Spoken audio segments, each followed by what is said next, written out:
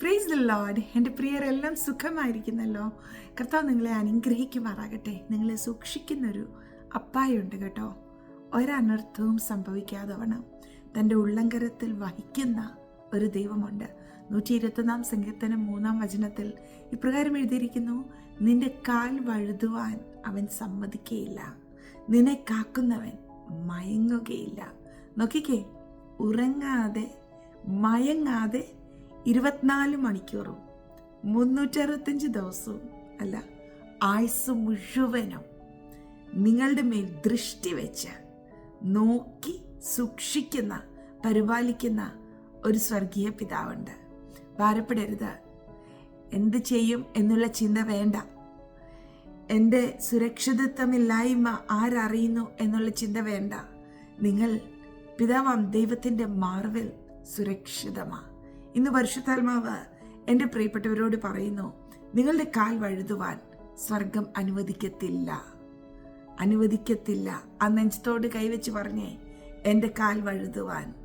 അതൊരു മേഖലയിലും, ജീവിതത്തിൻ്റെ ഒരു മേഖലയിലും എൻ്റെ കാൽ വഴുതി പോകുവാൻ അപ്പ അനുവദിക്കത്തില്ല.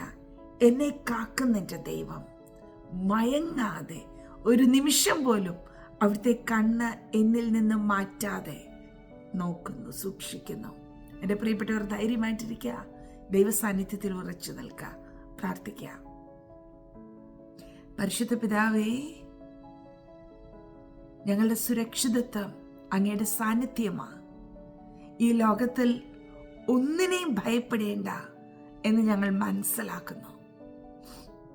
Thank you father. ഞങ്ങളെ സൂക്ഷിക്കുന്ന ദൈവ സാന്നിധ്യത്തിന് നന്ദി.